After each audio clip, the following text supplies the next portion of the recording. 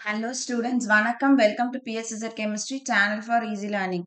இன்னைக்கு நம்ம பார்க்க போறது preparation of ethers. So ethers வந்து ரெண்டு விதத்துல ப்ரிப்பேர் பண்ணலாம். ஒன்று டீஹைட்ரேஷன் ஆஃப் ஆல்கஹால்ஸ், இன்னொன்று வந்து பை வில்லியம்சன் சிந்தசிஸ். இந்த வீடியோல நம்ம டீஹைட்ரேஷன் ஆஃப் ஆல்கஹால்ஸ் மட்டும்தான் பார்க்க போறோம். அதாவது preparation of ethers by dehydration of alcohols. So dehydration என்ன? Removal of water. So alcohol இருந்து ஒரு வாட்டர் மாலிக்யூலை நம்ம ரிமூவ் பண்ணும் பொழுது நம்மளுக்கு ஈத்தர் ப்ரிப்பேர் ஆகுது. ஸோ இப்போ இந்த டீஹைட்ரேஷன் ஆஃப் ஆல்கஹால் செய்யறதுக்கு நம்ம டீஹைட்ரேட்டிங் ஏஜென்ட்ஸ் யூஸ் பண்ணணும். எந்த டீஹைட்ரேட்டிங் ஏஜென்ட்ஸ் எல்லாம் நம்ம யூஸ் பண்ணலாம் அப்படின்னா புரோட்டிக் ஆசிட்ஸ் யூஸ் பண்ணணும். ஸோ புரோட்டிக் ஆசிட்ஸ்னா எதெல்லாம் வந்து புரோட்டானை வெளியில கொடுக்குமோ அதெல்லாம் புரோட்டிக் ஆசிட்ஸ். இப்போ sulphuric acid, phosphoric acid H3PO4. So இதெல்லாம் புரோட்டிக் ஆசிட்ஸ் அப்படின்னு சொல்லலாம். ஸோ இந்த மாதிரி புரோட்டிக் ஆசிட்ஸை நம்ம ஆல்கஹால் கூட ட்ரீட் பண்ணும் பொழுது நம்மளுக்கு ஆல்கஹால்ல இருந்து வாட்டர் மாலிக்யூல் ரிமூவ் ஆகும். ஸோ டீஹைட்ரேஷன் ஆஃப் ஆல்கஹால்ஸ் எப்போதுமே leads to the formation of ஈத்தர்ஸா அப்படின்னா அதுவும் கிடையாது. ஸோ நம்ம இந்த இடத்துல ஒரு ஆல்கஹால் எடுத்துக்கிறோம் அப்படின்னா நம்ம என்ன கண்டிஷன்ல இந்த புரோட்டிக் ஆசிட்ஸை வந்து ஆல்கஹால் கூட கொடுக்குறோமோ அதை பேஸ் பண்ணி தான் நமக்கு ப்ராடக்ட் கிடைக்கும். ஸோ இப்போ இந்த இடத்துல எக்ஸாம்பிளுக்கு நம்ம வந்து எத்தில் ஆல்கஹால் எடுத்துக்கிறோம், CH3CH2OH.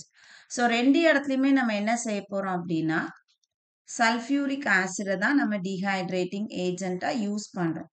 ஆனா கண்டிஷன்ஸ் மாறுது. இப்போ மேல இருக்கிற கண்டிஷன்ல பார்த்தோம் அப்படின்னா நம்ம 443 கெல்வினுக்கு மிக்சரை ஹீட் பண்றோம். கீழே வந்து 413 கெல்வினுக்கு மிக்சரை ஹீட் பண்றோம். ஸோ இதுல alcohol with sulphuric acid at 443 kelvin நமக்கு ஆல்கீன் கொடுக்கும். ஸோ அப்படின்னா இந்த இடத்துல இங்க இருக்கக்கூடிய ஒரு ஹைட்ரஜனும், அதாவது இது ஆல்பா கார்பன், இது வந்து பீட்டா கார்பன். ஸோ பீட்டா பொசிஷன்ல இருக்கக்கூடிய ஒரு ஹைட்ரஜன் அதே மாதிரி ஆல்பா பொசிஷன்ல இருக்கக்கூடிய OH வெளியில போய் நமக்கு CH2 double bond CH2 ethene, அதாவது ஒரு அல்கீன் நமக்கு ப்ராடக்டா கிடைக்கும். இன்கேஸ் நான் வந்து சல்ஃபியூரிக் ஆசிடை 413 கெல்வினுக்கு 413 கெல்வினுக்கு ஆல்கஹால் கூட ட்ரீட் பண்றேன் அப்படின்னா இந்த இடத்துல நமக்கு ரெண்டு மாலிக்யூல்ஸ் ஆஃப் ஆல்கஹால் ரியாக்ட் ஆகி நமக்கு ஈத்தர் ப்ராடக்ட் கொடுக்கும். ஸோ அப்போ இந்த இடத்துல நமக்கு கிடைக்கக்கூடிய ப்ராடக்ட் டைஎத்தில் ஈத்தர் அல்லது ஈத்தாக்சி ஈத்தேன், ரெண்டும் ஒன்று தான். ஸோ அப்போ ரியாக்ஷன் கண்டிஷனை பொறுத்து தான், ரீஏஜென்ட்ஸ் ஒன்னா இருக்குது, ரியாக்டன்ட் ஒன்னா இருக்குது அப்படின்னாலும் ரியாக்ஷன் கண்டிஷனை பொறுத்து தான் நமக்கு அது வந்து எலிமினேஷன் அண்டர்கோ ஆகுதா. ஸோ இது வந்து எலிமினேஷன் அண்டர்கோ ஆயிருக்கு. எலிமினேஷன் அண்டர்கோ ஆகுதா அல்லது நமக்கு ஈத்தர் வந்து ஃபார்ம் ஆகுதா அப்படின்றத டிசைட் பண்ணுது. ஸோ ரியாக்ஷன் கண்டிஷன் ரொம்ப ரொம்ப முக்கியமானது. இப்போ அடுத்தது பார்க்குறோம் அப்படின்னா இந்த நம்ம வந்து ப்ரிப்பரேஷன் ஆஃப் ஈத்தர் படிக்கிறதுனால நம்மளுக்கு இந்த ஈத்தர் ப்ரிப்பரேஷனுக்கான மெக்கானிசம் ரொம்ப ரொம்ப முக்கியம். ஸோ நம்ம மெக்கானிசம் பார்க்கலாம். இந்த மெக்கானிசம் வந்து 3 ஸ்டெப்ல நடக்கக்கூடியது. ஸோ ஸ்டெப் 1க்கு போவோம். ஸோ ஸ்டெப் 1 என்ன ஆக போகுதுன்னு பார்ப்போம். ஸோ நம்ம இதே எத்தில் ஆல்கஹாலே எடுத்துக்கிறோம். ஸோ இதுல பார்த்தோம்னா லோன் பேர் ஆஃப் எலக்ட்ரான்ஸ் 2 இருக்கும். இப்போ நம்ம ஆசிட் கொடுத்ததுனால இந்த ஆசிட்ல இருந்து H+ அயான் என்ன பண்ண போகுது, உள்ள வரப்போகுது. ஸோ இங்க என்ன ஆகுது அப்படின்னு பார்த்தோம்னா இந்த ஆக்சிஜன் மேல இருக்கக்கூடிய இந்த லோன் பேர் ஆஃப் எலக்ட்ரான்ஸ் எதை போய் எடுக்கும், இந்த புரோட்டானை எடுக்கும். அப்ப இந்த ஆல்கஹால்ல இந்த H வந்து சேர்ந்த உடனே இந்த ஆல்கஹால் புரோட்டோனேட் ஆகுது. புரோட்டான் ஒன்று சேர்ந்ததுனால ஆல்கஹால் இப்ப என்ன ஆயிடுது, புரோட்டோனேட் ஆகுது. ஸோ அப்ப நம்மளுக்கு ப்ராடக்ட் இந்த இடத்துல என்ன கிடைக்கும், CH3 CH2. இப்போ ஆக்சிஜன் என்ன சார்ஜுக்கு போயிடுது, பிளஸ் சார்ஜுக்கு போயிடுது. இதுல ஏற்கனவே இருந்த ஹைட்ரஜன், இப்ப இது புதுசா வந்த ஹைட்ரஜன், ஒரு புரோட்டோனேட்டட் ஆல்கஹால் நமக்கு கிடைக்குது. அப்போ ஃபர்ஸ்ட் ஸ்டெப் நம்ம இந்த இடத்துல என்ன எழுத போறோம், புரோட்டோனேஷன் ஆஃப்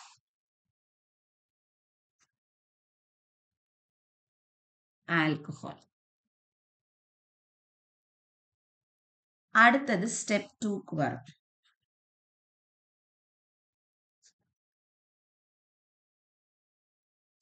ஸோ ஸ்டெப் 2ல என்ன ஆக போகுது, இன்னொரு மாலிக்யூல் ஆஃப் ஆல்கஹால். ஸோ ரெண்டாவது மாலிக்யூல் ஆஃப் ஆல்கஹால் இந்த புரோட்டோனேட்டட் ஆல்கஹால்ல இருக்கக்கூடிய இந்த எலக்ட்ரான் டிஃபிஷியன்ட் கார்பனை வந்து அட்டாக் பண்ண போகுது.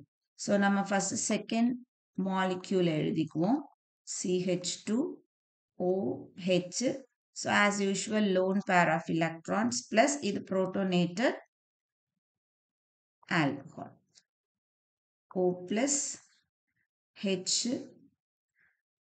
H. சரியா? ஸோ இப்போ இந்த இடத்துல இந்த எலக்ட்ரான்ஸ் எங்க போகுது, இந்த கார்பனுக்கு போனோம்னா இந்த கார்பனுக்கும் ஆக்சிஜனுக்கும் நடுவில் இருக்கக்கூடிய எலக்ட்ரான் பேர்ஸ் ஆக்சிஜனுக்கு ஷிஃப்ட் ஆகுதுன்னா இந்த பார்ட் என்னவா ரிமூவ் ஆகிடும், வாட்டரா ரிமூவ் ஆகிடும். ஸோ நமக்கு வந்து ப்ராடக்ட் என்ன கிடைக்குது, இந்த ஆக்சிஜன் பார்ட் இந்த கார்பன்ல வந்து அட்டாச் ஆகும். ஸோ நம்ம அதை எழுதும்போது CH3CH2 ஆக்சிஜன், இந்த ஹைட்ரஜனை நான் கீழே எழுதுறேன். சரியா? ஸோ ஆக்சிஜனுக்கு பிளஸ் சார்ஜ் வந்தது. இந்த பார்ட்டை அடுத்த சைட்ல அட்டாச் பண்றோம். CH2CH3. சரியா? இப்போ இந்த ஸ்டெப் பார்த்தோம் அப்படின்னா நம்ம ஏற்கனவே படிச்ச ஒரு SN2 மெக்கானிசம் மாதிரி இருக்கு. SN2 மெக்கானிசம்ல என்ன ஆகும், ஒரு நியூக்ளியோஃபைல் வந்து கார்பன் அட்டாக் பண்ணும்போது அந்த கார்பன்ல இருக்கக்கூடிய அடுத்த நியூக்ளியோஃபிலிக் பார்ட் என்ன ஆகும், வெளியில போகும். அதுதான் நம்ம நியூக்ளியோஃபிலிக் சப்ஸ்டிடியூஷன் பைமாலிகுலர்னு படிச்சிருக்கோம். ஸோ இந்த இடத்துல பார்த்தோம்னா இந்த எத்தில் ஆல்கஹால்ல இந்த ஆக்சிஜன் எலக்ட்ரான் ரிச் சென்டரா இருக்கிறதுனால this acts as a nucleophile. So இது என்ன பண்ணுது, இந்த கார்பனை வந்து உள்ள அட்டாக் பண்ணும் பொழுது அதே நேரம் இங்க இருக்கக்கூடிய வாட்டர் மாலிக்யூல் என்ன ஆகுது, ரிமூவ் ஆகுது. ஸோ அப்போ இந்த ரியாக்ஷனை நம்ம என்னன்னு சொல்லலாம் அப்படின்னா it is an SN2 mechanism சொல்லலாம். ஸோ இந்த ஸ்டெப் 2 வந்து ரொம்ப ஸ்லோவா நடக்கக்கூடிய ப்ராசஸ். அதனால இந்த ரியாக்ஷனுடைய ரேட் டிட்டர்மைனிங் ஸ்டெப் வந்து இந்த ஸ்டெப் 2. அப்ப ஸ்டெப் 2ல நம்ம என்ன பார்த்திருக்கோம், it is the attack of nucleophile.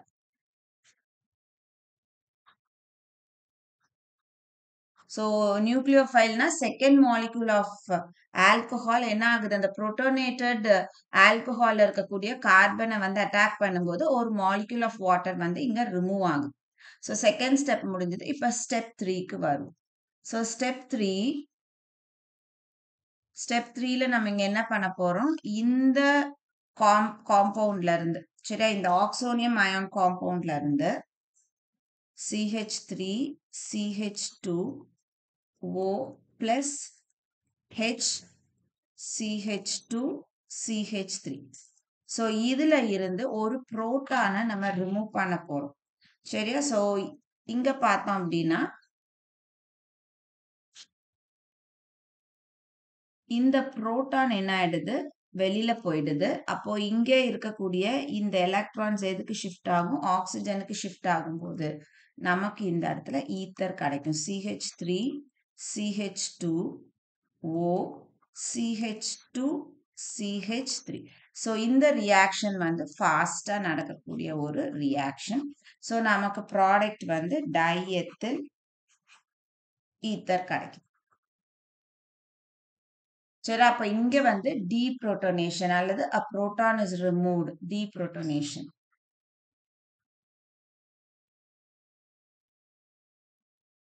So இதுதான் complete mechanism of dehydration of alcohols. Plus இந்த இடத்துல நம்ம என்ன போடுறோம், இங்க வெளியில வந்த H பிளஸ். ஸோ அப்போ 3 ஸ்டெப்ல இந்த ரியாக்ஷன் நடக்குது. ஸோ ஃபர்ஸ்ட் ஸ்டெப் என்ன அப்படின்னா ஆல்கஹால் புரோட்டோனேட் ஆகுது. ரெண்டாவதுல செகண்ட் மாலிக்யூல் ஆஃப் ஆல்கஹால் அந்த புரோட்டோனேட்டட் ஆல்கஹாலை அட்டாக் பண்ணுது. ஸோ இது வந்து ஒரு SN2 மெக்கானிசம் ஃபாலோ பண்ணுது. மூணாவதுல டீப்ரோட்டோனேஷன் நடக்குது.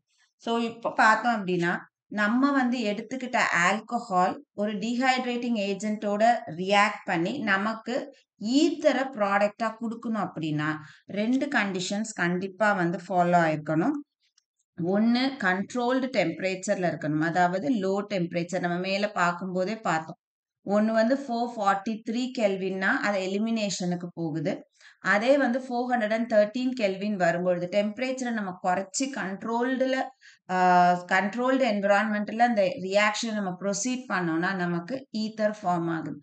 இன்னொன்னு ஹிண்ட்ரன்ஸ் இருக்கக்கூடாது. ஏன் ஹிண்ட்ரன்ஸ் இருக்கக்கூடாது அப்படின்னு சொல்றோம்? ஏன்னா இந்த இடத்துல பார்த்தோம் அப்படின்னா இந்த ஸ்டெப் 2 வந்து ஒரு nucleophilic substitution by molecular SN2 மெக்கானிசமா இருக்கு. நம்ம SN2 படிக்கும் போதே படிச்சிருப்போம். ரியாக்டிவிட்டி படிக்கும்போது பிரைமரியினுடைய ரியாக்டிவிட்டி ரொம்ப அதிகம். அதை விட குறைவு செகண்டரி, லீஸ்ட் தான் டெர்ஷரி. ரீசன் என்னன்னு படிக்கும் போதே நம்ம ஸ்டீரிக் ஹிண்ட்ரன்ஸ் படிச்சிருக்கோம். ஸோ கார்பன்ல வந்து பல்கி குரூப்ஸ் வந்து இன்க்ரீஸ் ஆக நியூக்ளியோஃபைலால அந்த கார்பனை போய் ரீச் பண்ண முடியாது. ஸோ அதனால ரியாக்டிவிட்டி வந்து குறையுது அப்படின்னு படிச்சிருப்போம். இப்போ பிரைமரியில பார்த்தோம்னா அந்த மாதிரி ஸ்டீரிக் ஹிண்ட்ரன்ஸ் ரொம்ப இருக்காது. அதனால நம்மளுக்கு SN2 ஈஸியா நடக்கும். அதே செகண்டரி பார்த்தோன்னா பல்கினஸ் அதிகமாகும். டெர்ஷரி பார்த்தோன்னா இன்னும் பல்கினஸ் அதிகமாயிரும். அதனால நம்மளுக்கு ரியாக்டிவிட்டி செகண்டரி டெர்ஷரியில ரொம்ப ரொம்ப குறைவா இருக்கும் in case of SN2. So அதனால நம்மளுக்கு வந்து இங்க SN2 மெக்கானிசம் இன்வால்வ் ஆகுறதுனால நம்மளுக்கு ஸ்டீரிக் ஹிண்ட்ரன்ஸ் இல்லாம இருந்ததுன்னா நம்மளுக்கு ப்ராடக்ட் வந்து ஈத்தருக்கு போகும். ஸோ அப்ப 2 கண்டிஷன் கண்டிப்பா இருக்கணும். ஒன்னு லோ டெம்பரேச்சர், இன்னொன்னு stearic hindrance.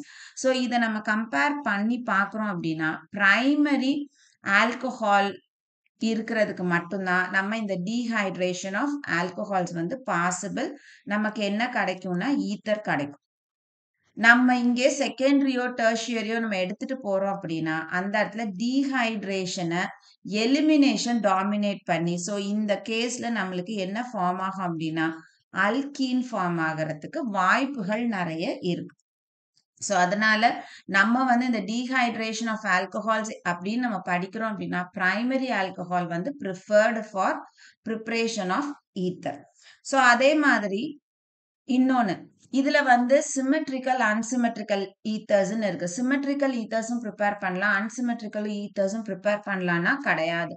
So dehydration of alcohols அப்படின்றது சிமெட்ரிக்கல் ஈத்தர்ஸ் மட்டும்தான் நம்ம ப்ரிப்பேர் பண்ண முடியும். இப்போ அன்சிமெட்ரிக்கல் ஈத்தர்ஸ் ஏன் ப்ரிப்பேர் பண்ற? ஸோ ஃபர்ஸ்ட் இந்த சிமெட்ரிக்கல் அன்சிமெட்ரிக்கல் தான் நம்மளுக்கு என்னன்னு தெரியணும். சிமெட்ரிக்கல் அப்படின்னா ஆக்சிஜனுக்கு 2 பக்கமும் இருக்கக்கூடிய குரூப்ஸ் வந்து சிமிலரா இருந்ததுன்னா அது சிமெட்ரிக்கல் ஈத்தர்ஸ். 2 பக்கமும் டிஃப்ரெண்ட் குரூப்ஸ் இருந்ததுன்னா அது வந்து அன்சிமெட்ரிக்கல் ஈத்தர்ஸ். இப்போ இந்த சிமெட்ரிக்கல் ஈத்தர்ஸ் தான் நம்ம ப்ரிப்பேர் பண்ண முடியும் இந்த இடத்துல.